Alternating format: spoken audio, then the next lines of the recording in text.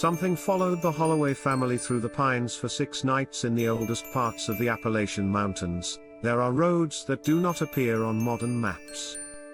They cut through pine forests, cross forgotten creeks, and end at places no one visits after sunset. Locals say the mountains remember every footstep, every prayer, and every sin. And sometimes, when a family carries a secret too deep into the woods, something in the dark begins to follow. This is the story of the Holloway family, and the 6 nights they were hunted by something that wore the sound of a child. In October of 1978, Thomas Holloway packed his wife, Evelyn, and their 2 children into a rusted blue pickup truck and drove west through the back roads of North Carolina. They were leaving their old home behind. Not for a vacation. Not for work. They were running. Thomas had inherited a cabin from his late uncle, buried deep inside a valley known by locals as Blackroot Hollow.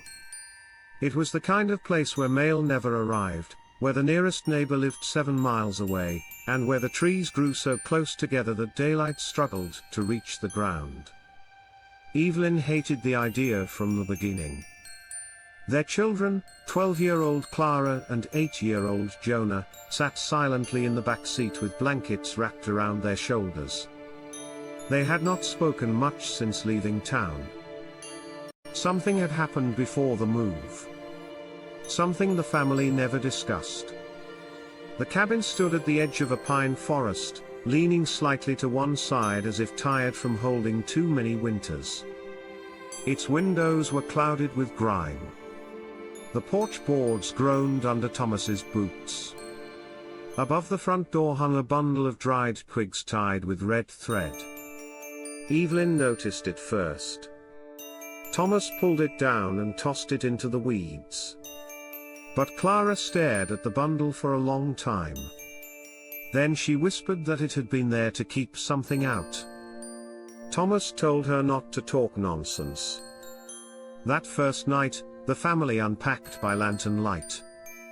The electricity came and went. The walls smelled of damp wood and old smoke. By 9 o'clock, the children were asleep in the loft. By midnight, the forest outside had gone completely silent. No crickets. No owls. No wind. Then came the first sound.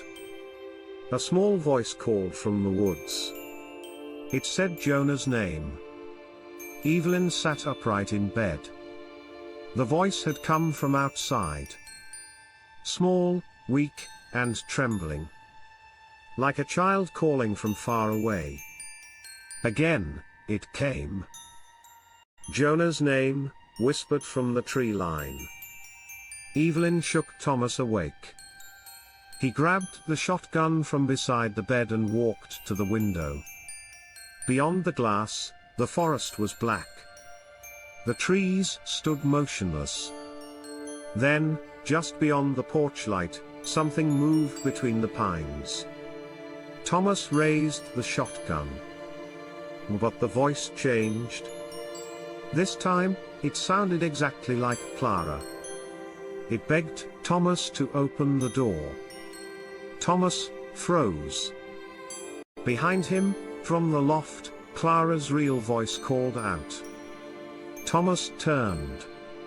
Clara was standing at the top of the ladder in her nightgown, pale and shaking. And from the woods, the other Clara began to laugh. The door handle twisted once. Then stopped. Thomas shouted into the darkness, but no answer came.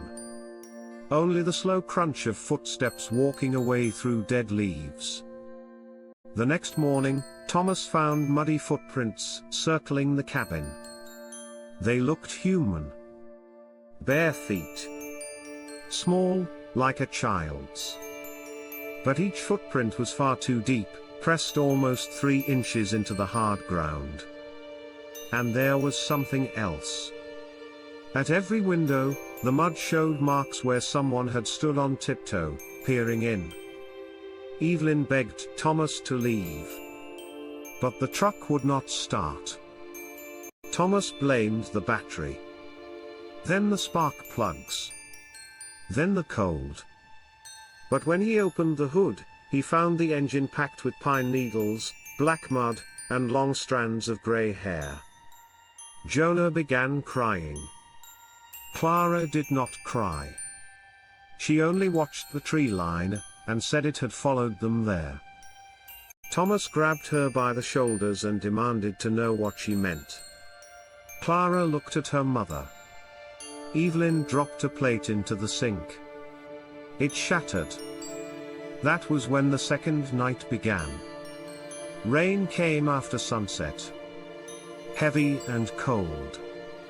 It drummed against the roof and ran in thin streams down the windows. The family stayed in the main room together.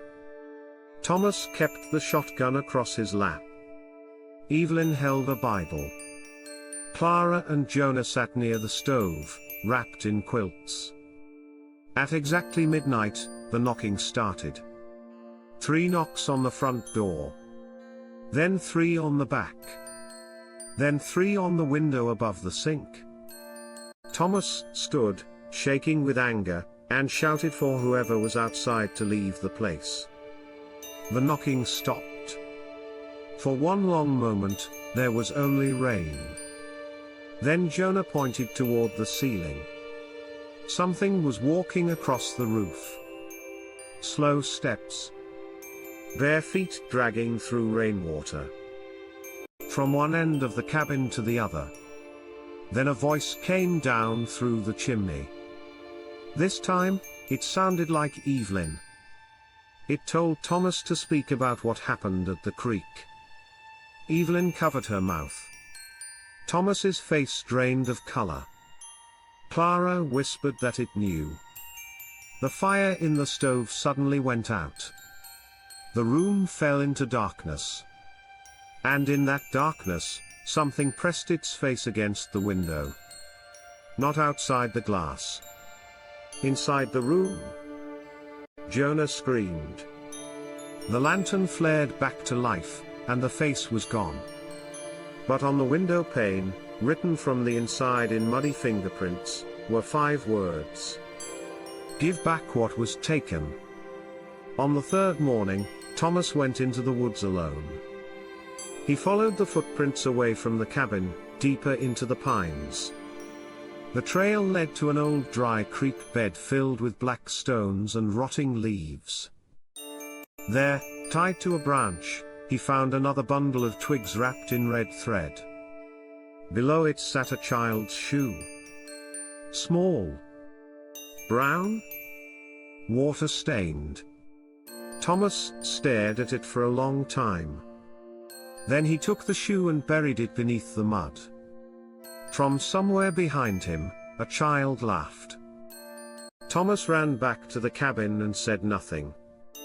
But Clara had seen the shoe. That evening, she told Jonah the story their parents had tried to bury.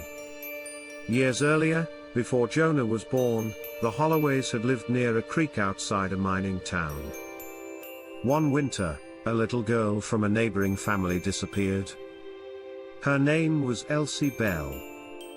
She was 7 years old. The last person to see her alive was Thomas Holloway. He had found Elsie playing near the creek, holding a silver locket that had belonged to Evelyn's mother. The locket had gone missing days before. Thomas accused the child of stealing it. There was shouting. There was a storm. Elsie slipped on the wet rocks. She fell into the swollen creek and vanished beneath the water. Thomas never told anyone. He returned home with the locket in his fist and mud on his boots. The body was never found. Clara had been only 5 years old then. But she remembered. She remembered the screaming. She remembered her father burning his coat. And she remembered a voice outside her bedroom window 3 nights later, whispering about the missing locket. The family moved away soon after. But some things do not stay buried. Some things follow. On the fourth night, the thing in the woods stopped pretending to be human. The family woke to the sound of a music box playing outside. A soft, broken melody turning slowly in the fog. Evelyn recognized it. Elsie Bell had owned a music box. She used to carry it everywhere. Thomas nailed boards across the windows. He pushed furniture against the doors. But the music grew louder. Then came the footsteps. Dozens of them. Circling the cabin. Not one child. Many. Bare feet in the mud. Small hands, scratched at the walls. Voices whispered from every side. They spoke Thomas Holloway's name. They told him to open the door. They demanded that he give back what had been taken. Jonah crawled under the table, sobbing. Evelyn began praying louder. Clara climbed down from the loft and walked toward the front door. Thomas grabbed her arm. But Clara looked at him with eyes older than any child's eyes should be. She said the thing outside did not want the locket anymore. Thomas asked what it wanted. Clara answered that it wanted the truth. At that moment, every candle in the cabin blew out. And something spoke from directly behind Thomas. It told him to say her name. Thomas turned slowly. No one stood there. But muddy water was spreading across the floorboards. Cold creek water. Black leaves floated through it. And in the water, beneath the reflection of the lantern, a pale little hand reached upward. Thomas fainted before dawn. By the fifth morning, the truck was useless. The radio produced only static. The road out of the valley had collapsed beneath a mudslide. Evelyn packed food, blankets, and the old silver locket. Thomas refused to touch it. They decided to walk. 7 miles through the forest to the nearest farmhouse. The sky was gray when they left the cabin. The forest swallowed them within minutes. No birds sang. No branches cracked except beneath their own feet. After the first mile, Jonah looked back and saw a figure standing between the trees. A little girl in a soaked white dress. Her hair covered her face. Her bare feet were black with mud. She stood still, watching. Thomas raised the shotgun, but Evelyn pushed it down. The girl lifted one hand and pointed ahead. Not behind them. Ahead. The family turned. There, blocking the trail, stood another figure. Then another. Then another. Children? All barefoot. All wet. All silent. Clara began to cry and asked her father how many there had been. Thomas fell to his knees. Because Elsie Bell had not been the only secret buried near that creek. The old mining town had hidden many disappearances over the years. Children lost in floods. Children blamed on wolves. Children whose families were too poor to demand answers. And Thomas had known. Not all of it. But enough. He had helped powerful men keep quiet. He had taken money. He had looked away. And now, in Blackroot Hollow, the forgotten children had found him. Darkness came before they reached the road. The trees shifted around them. Paths disappeared. The same twisted oak appeared 3 times. Finally, they found an abandoned church deep in the woods. Its steeple had fallen. Its pews were covered in moss. The door hung open. Inside, carved into the altar, were dozens of names. Elsie Bell was among them. Evelyn placed the silver locket on the altar. Thomas confessed everything. Every lie. Every payment. Everybody never searched for. Every family denied justice. As he spoke, the air grew colder. The children appeared in the doorway, one by one. Silent. Dripping creek water onto the church floor. When Thomas finished, Elsie stepped forward. Her face was still hidden beneath wet hair. She reached for the locket. But her small fingers passed through it like smoke.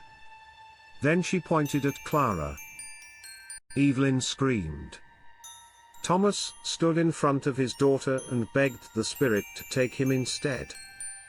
For the first time, Elsie raised her head. There was no face beneath the hair. Only darkness. And from that darkness came a whisper. Not take. Remember? At sunrise, the family found themselves standing on the main road outside Blackroot Hollow. The cabin was nowhere behind them. The forest was quiet. A farmer discovered them hours later, barefoot and covered in mud. Thomas Holloway walked into the sheriff's office that afternoon and confessed to everything. The investigation that followed uncovered records, payments, and hidden graves near the old creek. The names of 9 missing children were finally returned to their families. But Thomas did not live to see the end of it. 6 nights after leaving Blackroot Hollow, he was found dead in his cell. No wounds. No signs of struggle. Only muddy footprints around his bed. Small footprints. Bare feet. Pressed deep into the concrete floor. Evelyn Holloway never spoke publicly about what happened in the mountains. Jonah grew up and moved far away from the south. But Clara returned every October to the creek where Elsie vanished. She brought flowers. She read the names aloud.